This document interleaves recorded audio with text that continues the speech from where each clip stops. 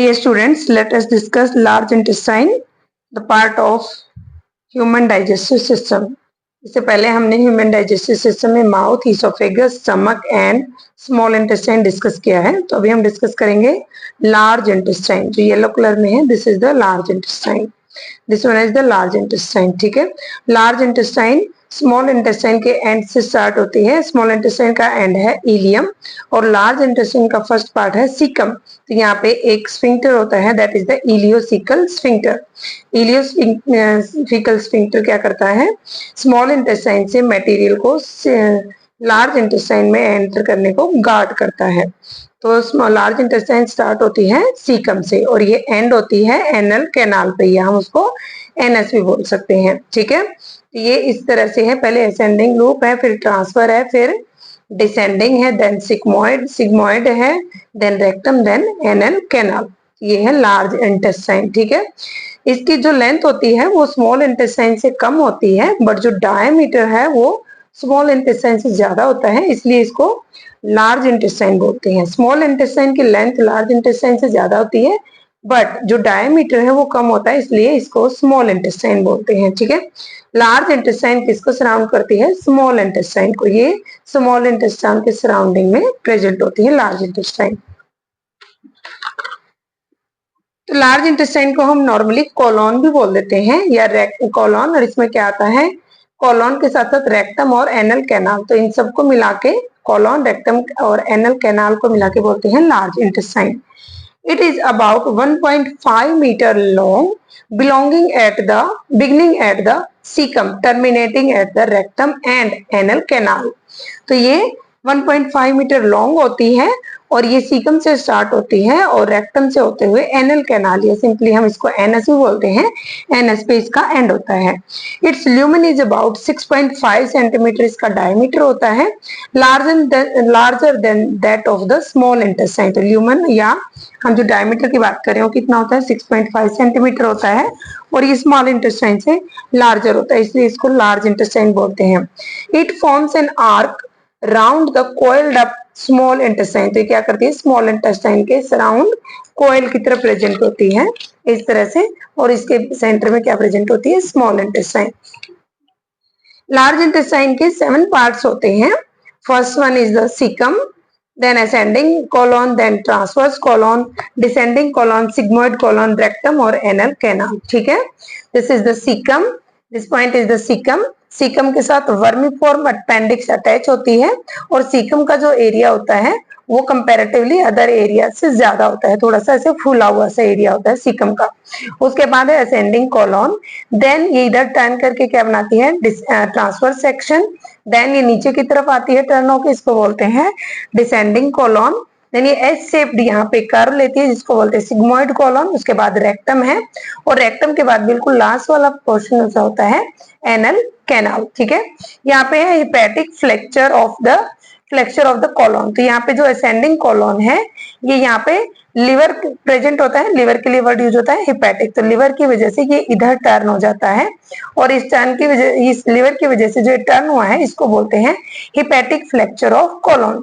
यहाँ पर इस पॉइंट पे जहाँ पे ट्रांसफर सेक्शन का एंड होता है और डिसेंडिंग कॉलॉन स्टार्ट होता है, वहां पे होता है splenic flexure of the colon. तो यहाँ पे स्प्लिन की वजह से नीचे की तरफ, स्टमक की वजह से ये नीचे की तरफ टर्न करती है, तो इसको बोलते हैं splenic flexure of colon.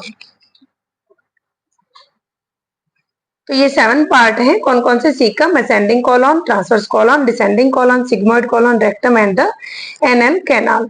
Next is the, अब हम 1 बाय 1 इन पार्ट्स को देख लेते हैं. सीकम क्या है, फर्स्ट पार्ट है. This is the first part of the colon. Vermiform appendix is a fine tube close eight one and which leads from the caecum. ठीक है. तो यहाँ पे क्या होती है, वर्मीफॉर्म अपेंडिक्स इसके साथ अटैच होती है कॉलॉन के साथ. वैसे वर्मीफॉर्म अपेंडिक्स का कोई भी रोल नहीं है डाइजेशन में, बट अगर ये इसकी इन्फ्लेमेशन हो जाती है, इन्फेक्शन हो जाता है, तो ये बहुत ही इरिटेटिंग होती है, बहुत ज्यादा पेनफुल होती है. एट द सेम टाइम इसको ऑपरेट करके निकलवाना पड़ता है. उस प्रोसेस, ये जो वर्मीफॉर्म अपेंडिक्स का जो इन्फेक्शन हो जाता है, इन्फ्लेमेशन हो जाती है, उसी को बोलते हैं अपेंडिटाइटिस. ठीक है. जो अपेंडिक्स का ऑपरेशन होता है वो इसी का होता है, वर्मीफॉर्म अपेंडिक्स का. ठीक है.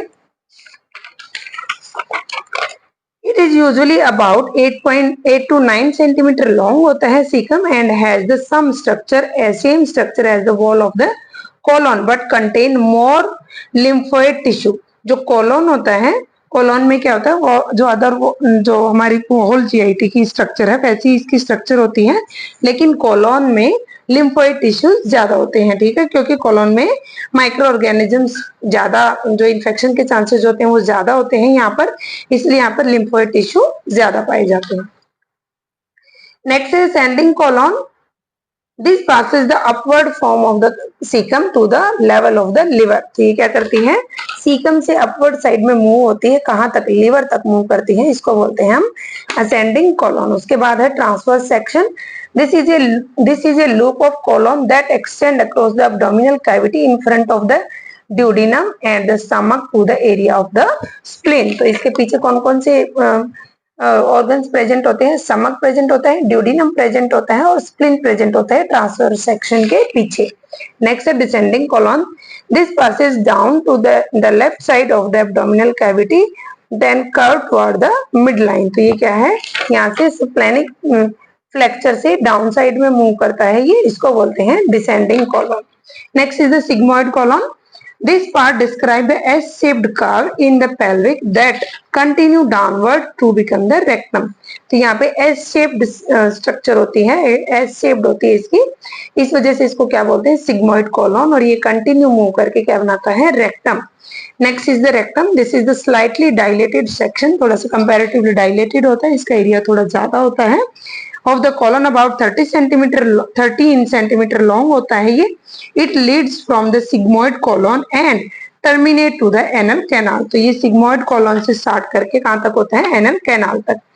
द एनल कैनाल ये क्या है, लास्ट पार्ट है, इसको हम एनएस भी बोलते हैं, ANUS।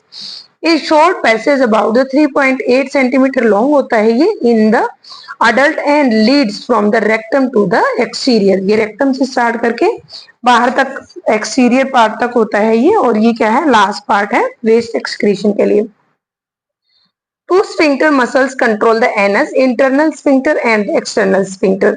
जो एनल कैनाल होती है या एनस होता है, इसको two type of muscles control करती हैं, two type of sphincter control करते हैं, जो कि कौन कौन से हैं, internal sphincter and the external sphincter. जो इंटरनल स्फिंक्टर को मसल्स कंट्रोल करती हैं वो इनवॉलंटरी मसल्स होती हैं, और जो एक्सटर्नल स्फिंक्टर को मसल्स कंट्रोल करती हैं वो क्या होती हैं, वॉलंटरी मसल्स होती हैं।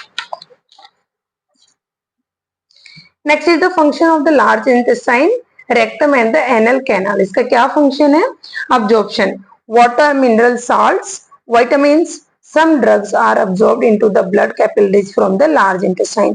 मोस्टली जो अब्जॉर्प्शन होती है वो स्मॉल इंटेस्टाइन में ही कंप्लीट हो जाती है, बट व्हेन द फूड अनअब्जॉर्ब्ड और अनडाइजेस्टिव फूड जो लार्ज इंटेस्टाइन में आ जाता है, जो वो स्टोर रहता है, तो उस टाइम पर वाटर, मिनरल सॉल्ट्स, विटामिन्स और कुछ ड्रग्स हैं जो कि यहाँ पे स्टोर अब्जॉर्ब हो जाती है इन द लार्ज इंटेस्टाइन से अब्जॉर्ब होके ब्लड में आती है।